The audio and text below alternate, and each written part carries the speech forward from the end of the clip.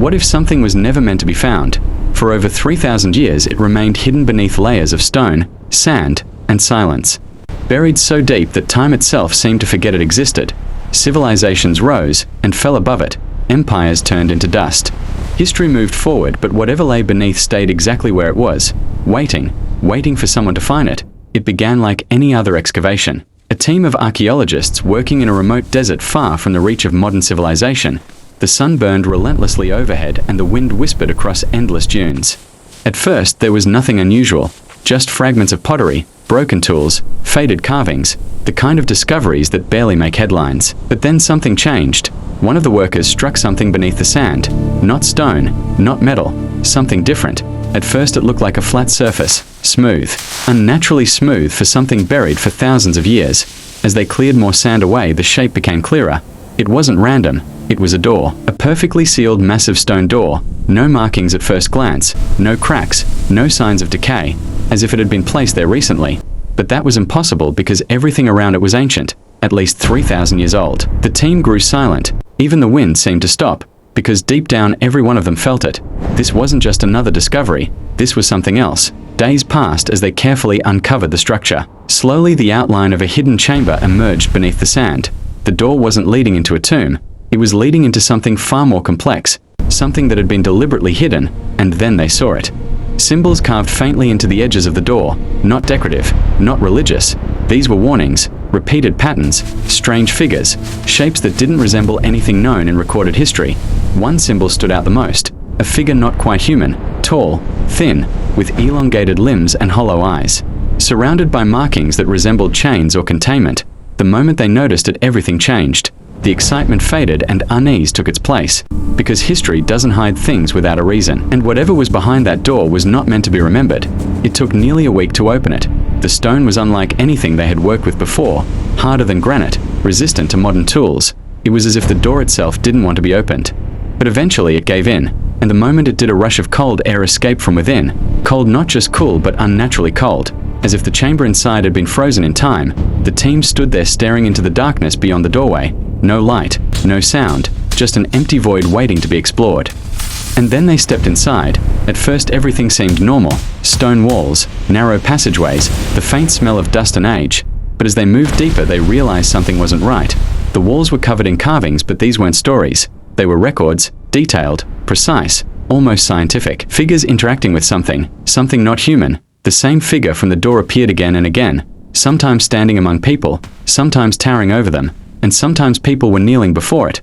But one section of the wall made them stop completely because it showed something disturbing. The figure was changing. At first it looked humanoid. Then slowly across the carvings it became distorted.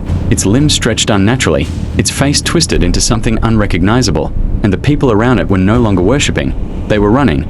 The deeper they went, the quieter everything became.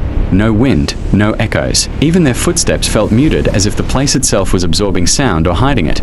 Then they found the chamber, the main chamber. A massive open space beneath the earth, far larger than anything expected.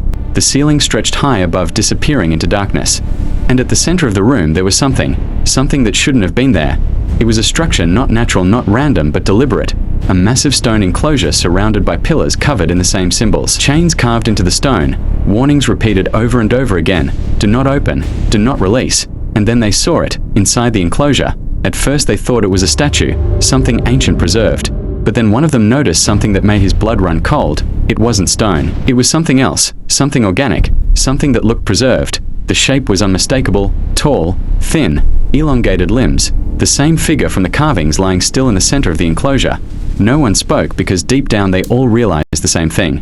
This wasn't a tomb, this was a prison. Hours passed as they documented everything. Photographs, measurements, samples, trying to stay logic, trying to stay scientific. But something was wrong, very wrong, because the temperature inside the chamber started to change. At first it was subtle, a slight shift in the air, then the cold began to fade and something else replaced it. Warmth, slowly, steadily, as if something inside the chamber was waking up.